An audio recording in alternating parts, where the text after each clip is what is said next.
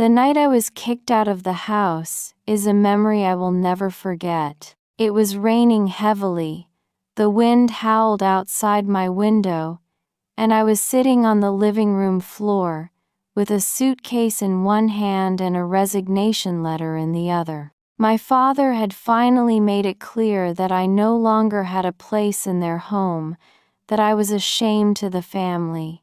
"You want to live with your dreams and illusions?" he shouted. "Then go and see if you can do it on your own." I had nowhere to go, no place to hide from the storm that was consuming me. My hands were trembling, and I felt a mix of anger and desperation. But deep down, there was a spark of determination. I knew that this expulsion, though painful, was an opportunity to show everyone, and myself, that I could achieve what I wanted, even without my family's support. I picked up the suitcase, and, with tears in my eyes, walked out the door, not knowing what the future held for me, but with an unwavering certainty that I would not turn back. My life began to change when I found a small apartment in a modest neighborhood of the city. It was a simple place, but it was mine, and that meant the world to me. I was alone, with no financial or emotional support, but I had something my father could never take away: my passion and determination. I worked various jobs to keep up with the bills, from being a cafe attendant to an assistant in a small company.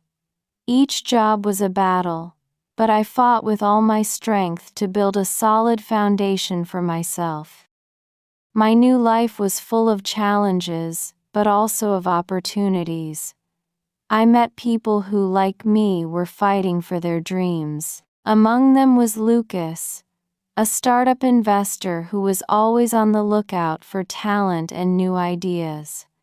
Our meeting wasn't exactly romantic, but there was a palpable attraction between us. He saw me not just as a woman with potential, but as someone willing to take risks and fight for what she wanted. His confidence in me was one of the greatest gifts I received during those early tough days. Meanwhile, my family was sinking into the same old routine. My father still took pride in his achievements. My mother continued to worry about status and appearances, and my siblings went on with their lives with little change. But I was creating something very different. I was building a life from scratch, and each small success was a personal victory.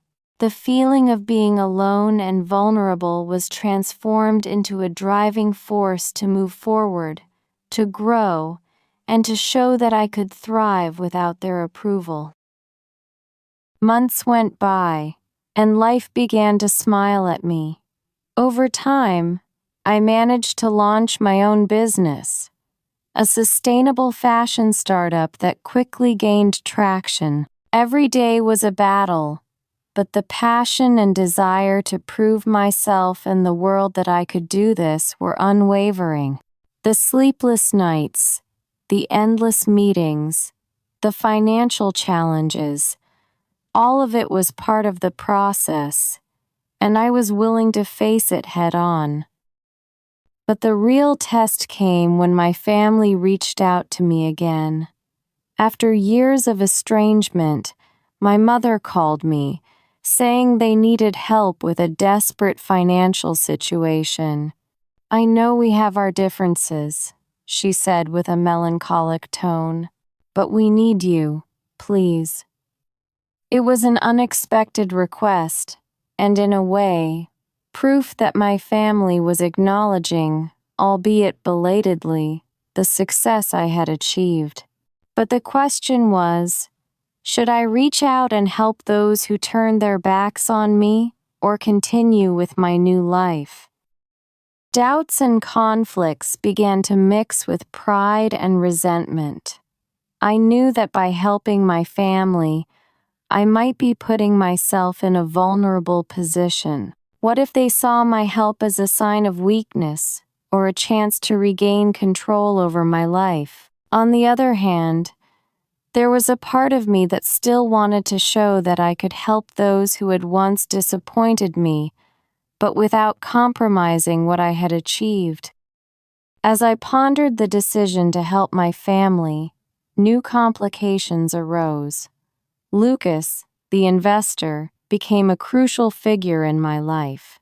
Our professional relationship evolved into something deeper. There was growing attraction between us, and I started to question whether my feelings for him could complicate my situation. The passion and desire between us were undeniable, and Lucas proved to be a valuable partner, both in business and emotionally. However, with that came new dynamics of power and conflicting feelings that I needed to understand. My relationship with my family was also changing. The idea of helping my family began to take shape when I realized that my success could, in fact, be a way to create a new type of relationship with them. There was a desire to show that I was capable, not just of creating wealth, but also of building a new relationship based on mutual respect and understanding. However, there was also the fear that the help might be seen as an opportunity to resurrect old dynamics and expectations. The challenge was to balance my personal and professional life, without letting the mixed feelings of resentment and desire interfere with what I had built. Lucas's presence became increasingly important, not just as an investor, but as someone who made me feel valued and desired. With his help, my business thrived, and I found myself achieving a level of success I had never imagined. But the emotional complications continued to grow, and I needed to find a way to handle all of this without losing focus on my own growth and happiness. The next part of my story promises to be full of surprises. If you want to see what's going to happen and follow every moment, give it a like and subscribe to the channel. The turning point came unexpectedly when my mother requested a formal meeting with me. She was clearly nervous, and I realized there was something deeper behind the request for financial help. When I met her, she began to talk about a family crisis threatening our inheritance, something that could result in a significant loss for everyone. But in the middle of the conversation, something surprising happened. My mother revealed that, after years of judgment, she was finally proud of what I had achieved and was willing to accept my way of life and choices.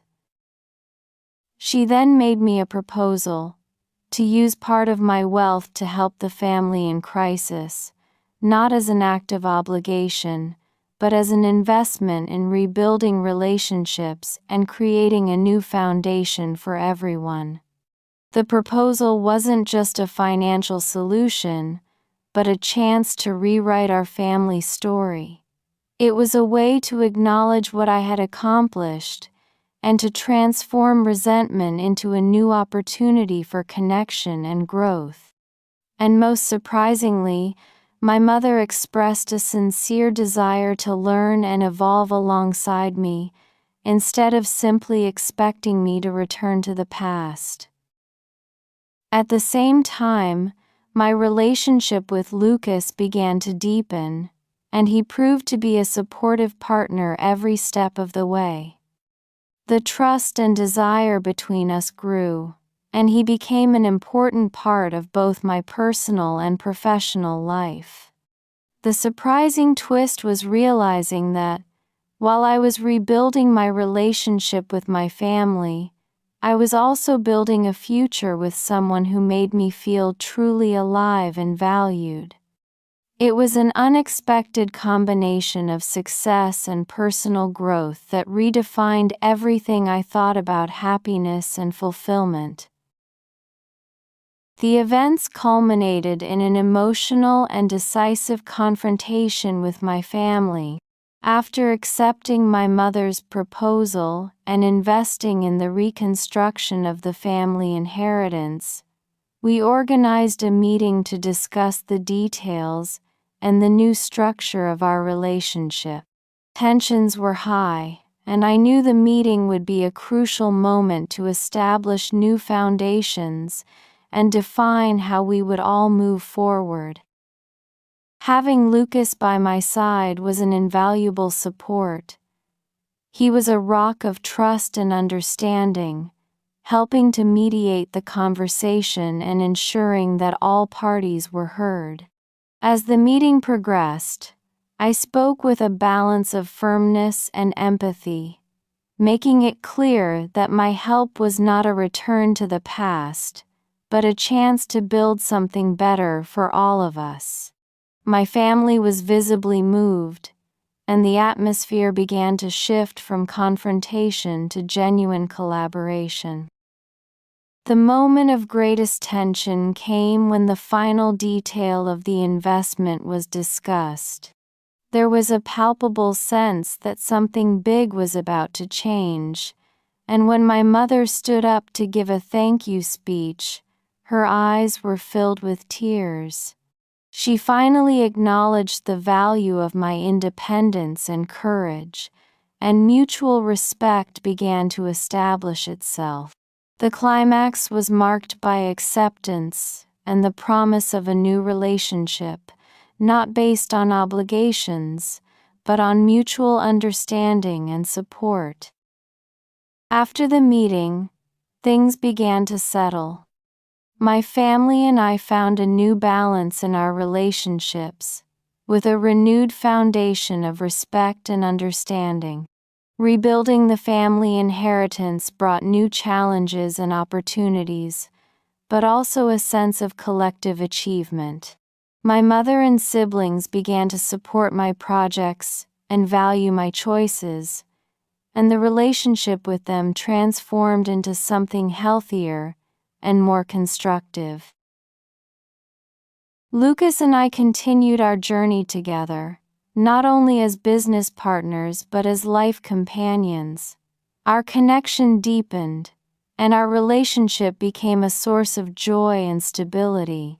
The success of my business and the new family dynamics brought a sense of completeness that I had never experienced before. The partial resolution brought the realization that true happiness comes from being true to oneself and building relationships based on respect and authenticity. My life was now a reflection of the strength and determination I had cultivated, and I was at peace with the choices I had made. What seemed like a painful end turned into a new beginning, and I learned that by facing challenges and seeking true fulfillment, it is possible to create a life rich in meaning and connection. Today, looking back, I see the journey I've traveled as a testament to resilience and self-realization.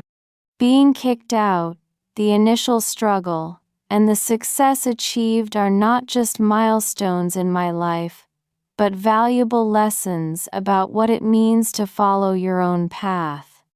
The wealth I built is not just financial, but emotional and relational, and the satisfaction of having achieved all of this on my own is immeasurable.